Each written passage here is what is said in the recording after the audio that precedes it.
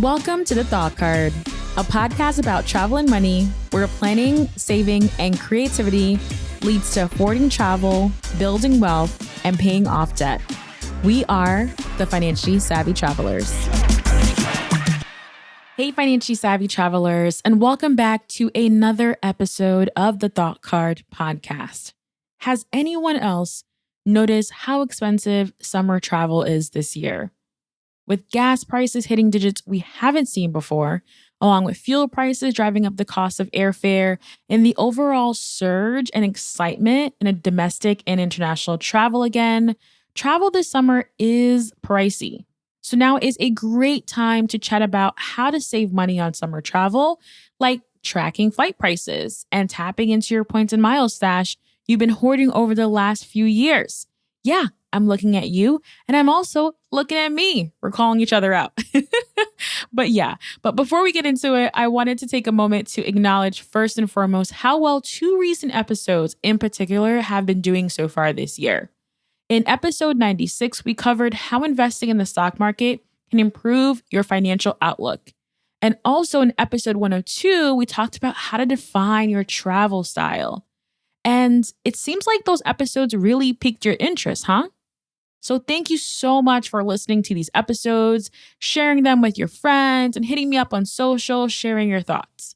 It really does mean a lot to me that these topics are resonating with you and that you come and tune in every other week for new and fresh content. Also, I really appreciate you taking the time out to check out the sponsors of this show. Whether that's clicking the links to learn more or using my links to make a purchase. These are all ways that you are supporting me, supporting the growth and also success of this show. So I'm so appreciative and just thank you again. I'm already planning for fall episodes and we have some incredible sponsors on board who are really excited about the personal finance and travel topics we discuss here. So really appreciate all of the interaction and all of the engagement around not only the show, but also the sponsors that support the show as well.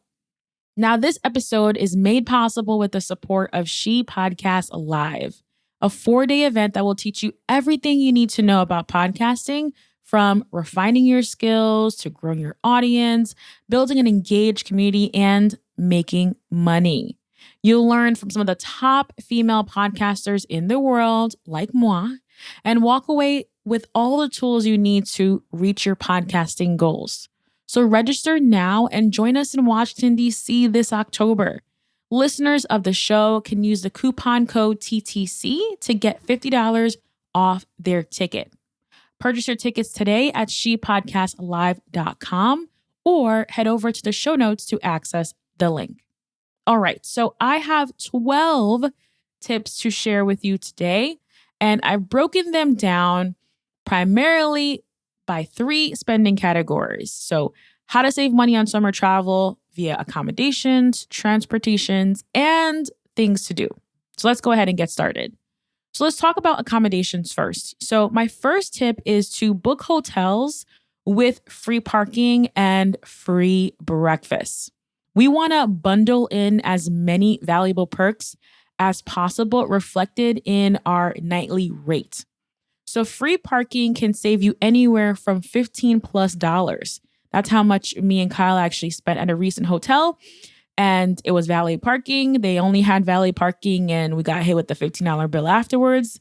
And depending on the type of breakfast that you have, I can imagine that's how much you're probably going to spend per person as well. So whenever you're looking at hotels, see if it's possible to have free parking, free breakfast, and any other perks that you are looking for. Tip number 2 is to redeem those free hotel nights offered by your travel credit card rewards. So I'm here to tell you to stop hoarding points and miles and other travel perks you've accumulated. Spend it, okay? Use what you have available to you this summer. So if you have a stash, use your stash instead of your own money out of pocket. So for example, Kyle and I, my husband and I, recently decided to spend one night away a few towns over. And we redeemed the free night stay with a free night award certificate that I had using my Marriott Bonvoy credit card. So here's the thing. We didn't wait for the perfect extravagant trip to use our perks. We booked it and had a wonderful time even exploring nearby. So of course, I would love to redeem that free night stay at an amazing resort in Hawaii with my hubby during our honeymoon, but that trip isn't feasible right now for us. So instead, we use what we have. So use your rewards and stop looking for the perfect scenario to cash them in. The whole point of accumulating points and miles is to use it towards travel expenses, right?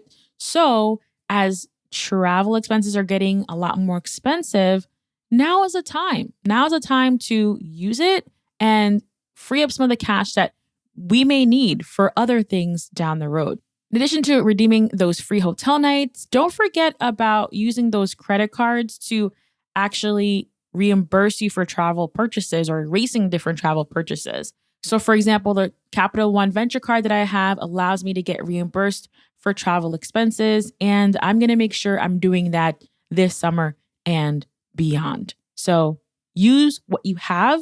And at some point, you need to stop hoarding and go out there and travel and use what you have to make that financially possible. Tip number 3 is similar, is to use your points and miles to pay for flights and hotels fully or partially.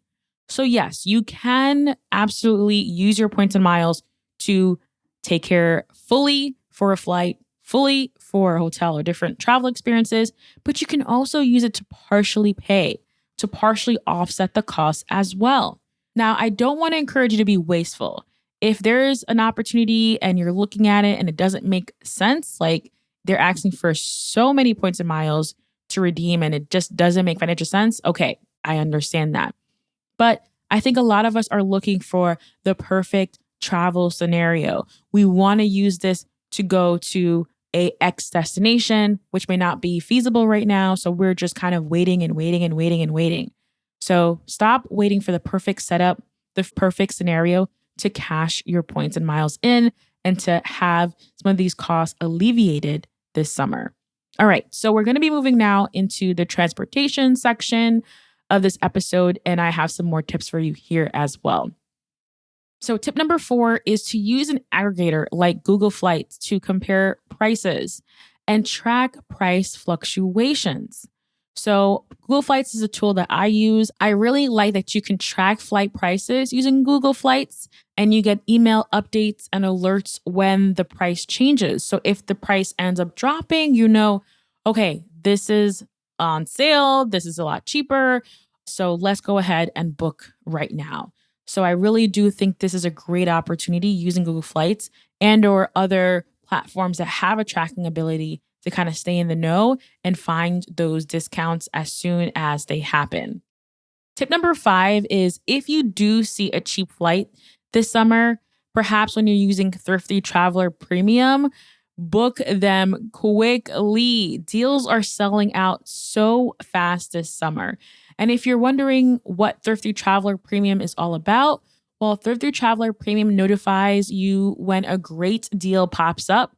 So if you haven't yet, I definitely recommend subscribing to Thrifty Traveler Premium to stay in the know. If you want to learn more about finding cheap flights, then listen to episode 70, where I chatted with the CEO and founder, Jared Kimrowski of Thrifty Traveler, who shared how to find the best flight deals and why Thrifty Traveler Premium is worth the annual subscription. Tip number 6 is to search for flights from multiple nearby airports. I tend to actually forget this tip sometimes because I have go-to airports that I really like and prefer. But if you expand your search parameters a bit, you may save. So for example, I'm based in Connecticut, USA, and I have actually 4 different airports nearby to me. I have JFK, I have LaGuardia in New York City, I have Bradley Airport in Hartford, and I also have the Westchester County Airport. So I have actually 4 airports. And then I also have Boston if I wanted to kind of expand that out. So instead of only looking at my go-to airport, consider also looking out at the other airports nearby. Now, of course, there's some cons. If you have a nearby airport, maybe that's 30, 40 an hour away, and then you are finding a bargain at an airport that's 2 hours away, you're going to have to really think, is it worth it at that point? So, that again is something to consider. But overall, I think opening up our search parameters will definitely help us to consider saving a bit more this summer. Tip number 7 is to pack light. I've heard so many horror stories this summer about luggage getting lost and just flight delays and all of this other stuff happening this summer. And this is just a good reminder to pack light so you could avoid wasting a lot of time at baggage claim when you land wherever you're landing. So I actually really am loving knack bags. They're slim and multi-purpose lightweight backpack that packs like a suitcase. So when you use the promo code TTC at checkout, you'll also get a free TSA approved lock with purchase. In the show notes, I will have a link to how I have been packing my knack bags and how I've been using it for some smaller local adventures nearby. So packing light, having a carry-on only when you're flying just makes a lot of sense, and it just keeps your costs down as well. All right, so we're moving now into the things to do section, or the more general section of just ideas I had when it comes to saving money on summer travel this year. So another idea, tip number 8, is to spend less days/nights away from home. So I first discovered this in Iceland because Iceland is a pricey destination, but literally one of the top places that I highly recommend going to in the world, one of my top 3 destinations. But to be honest and fair, it is pricey. And when I was trying to figure out, okay, I want to go to Iceland, but staying there for 7 days versus maybe 3 or 4 nights made a big financial difference. So this is where I discovered this, and I want to share that with you, is that sometimes in order to save some money, we'll have to cut our trips a little bit shorter. So consider spending less days and nights away from home as a way to mitigate those costs. Tip number 9 is to pick a locale closer to home overall. And you can do this by avoiding flying and or driving because we know how expensive gas is these days. I do see that train travel is on the rise. Amtrak recently announced a New York City to Burlington, Vermont service for the first time since 1953. And I am so excited because y'all know me. I love me some Vermont. And I'm just excited that now it's going to be easier to get to different cities across the state because of this connection, because of this train service. So if you're curious, New York City to Burlington, Vermont is approximately a 7.5-hour train trip, and fares start under $100. So this tip has like a 2-parter. So picking a locale closer to home, avoiding flying and driving, but also consider train travel as an alternative as well. So I'm very, very excited about this Amtrak service, and you will be seeing me. You will be seeing me more and more in Vermont these days. Tip number 10 is to prioritize free things to do. So I love, love, love exploring a city via free things to do. In fact, when I visited Portugal some time ago and I was in Lisbon, I had a challenge for myself. I said, how can I explore Lisbon by spending no money on activities so I can spend all my money on food and drinks? Because the food was just amazing and the drinks in Lisbon were just amazing. So I had this challenge for myself, and I found that I could do so many things across the city for free. So some ideas in terms of things to do for free, including checking out if there's any free nights at the museums, or sometimes they have free first Sundays of the month. So check out the tourism board's website to see what special deals that they have or things that may be a little bit hard to find out. I really like the tourism boards for this kind of information like that.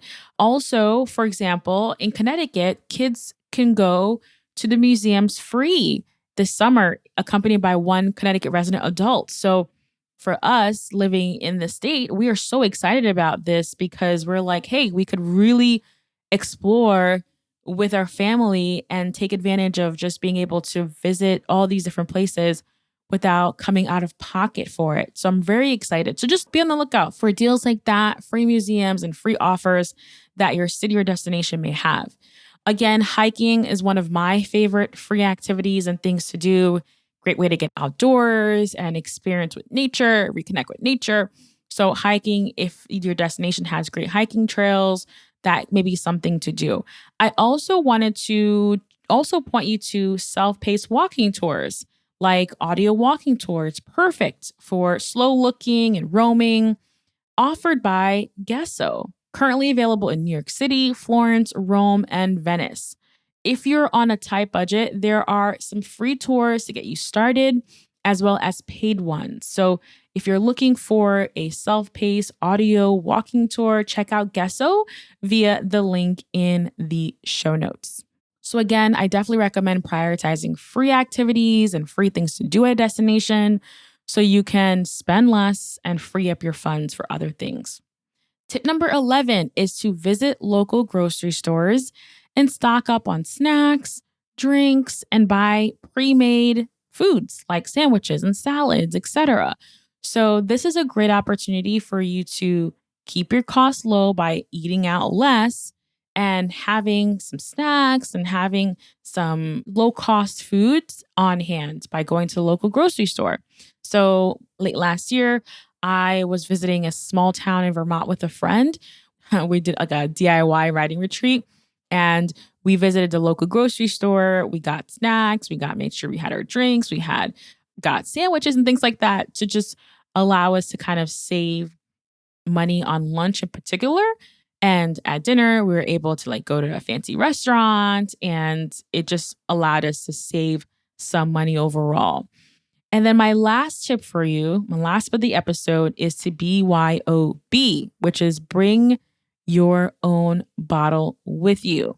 Meaning if you enjoy alcoholic beverages, then bring a bottle of wine with you. Pack your bottle of wine, pack your beers, pack your craft beers, whatever your drink of choice is, bring that with you and you can pregame at your lodging before heading out. So this tip actually brought me back to my college days because I don't know about you, but in college, we would make sure to get our drinks and pregame at school in our dorm rooms before going out because we knew how expensive it was to go to the bars and you could literally spend so much money out of the bars. So this is a good option and opportunity. This is something that we do all the time, especially when we're going out to Airbnbs. We have a corkscrew just in our backpack with us. And all we have to do is just pop in any drink of our choice so that we have something to enjoy while we're at accommodation.